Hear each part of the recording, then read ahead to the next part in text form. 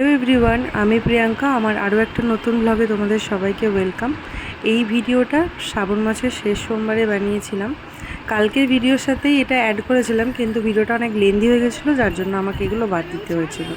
তো ওই জন্য আবার আজকে নতুন করে পোস্ট করছি। এখন আমরা বেরিয়ে পড়েছি, আমি, আমার দুই ঠাম্মা আর ভাই, মানে আমার কাকুর ছেলে। তো ভাই অনেক জোর করছিল, আমার তো আসতে ইচ্ছেই করছিল না, কারণ বোন ছাড়া আমি বাপের বাড়ি এলে আমি কোথাও বেরোই না, যেখানেই যাই ওর সাথেই যাই। তো বোন তো নেই এবারে, তো ওই জন্য মনটা খুব খারাপ লাগছিল বাড়িতে, মানে খুব কষ্ট হচ্ছিল। প্রায়ই মন খারাপ তো হতেই থাকে, তো মন তো খারাপ ছিলই। তারপরে ভাই এত জোর করলো, আর মাও বললো যা মেয়েকেও একটু দেখিয়ে নিয়ে আয়, ওই জন্য বেরিয়ে পড়লাম আর কি।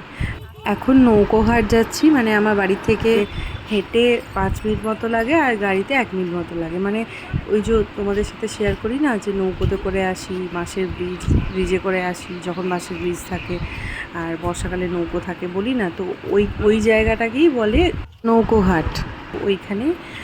ওইখানে দোকানপাট সব কিছু আছে আমাদের। তো ওইখানে যাচ্ছি আর কি। সেই নতুন মন্দিরটা তোমাদের আগে একটা ব্লগে দেখিয়েছিলাম, শিব মন্দিরে, নতুন শিব মন্দিরের ভিডিও দেখিয়েছিলাম। তো সেখানেই যাচ্ছি।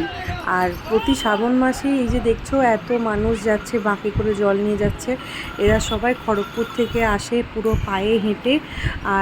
পায়ে হেঁটে আবার জল নিয়ে যায়। মানে কত দূর থেকে আসে, আমি তো সেটাই, মানে আমরা আস্তে আস্তে আলোচনা করছিলাম যে এরা কত কষ্ট করে ঠাকুরের মাথায় জল ঢালে, আর আমরা তো সেই অনুযায়ী কিছুই করতে পারি না ঠাকুরের জন্য। দিয়ে এখন যেহেতু এই নতুন মন্দিরটা হয়েছে, ওই জন্য সবাই এসে আগেই মন্দিরে জল ঢালে, তারপরে জল নিয়ে আবার হেঁটে হেঁটে বাঁকে করে নিয়ে যায়। আর এই বাঁকের যে ঘুঙুরের আওয়াজ আজকের পরিবেশটাকে একদমই অন্যরকম করে তুলেছে। মানে যে ঘুঙুরের আওয়াজ সারাদিন আমাদের রাস্তা, মানে বাড়ির পাশ দিয়ে যে রাস্তাটা গেছে, ওই রাস্তাতে সব সময় যে এই ঘুঙুরের আওয়াজ, মানে একদমই অন্যরকম পরিবেশটা হয়ে গেছে। আর এই মন্দিরটা খুব সুন্দর হয়েছে, আমরাও এসে একটু প্রণাম করে নিলাম, তারপর একটু দাঁড়িয়ে দেখছিলাম।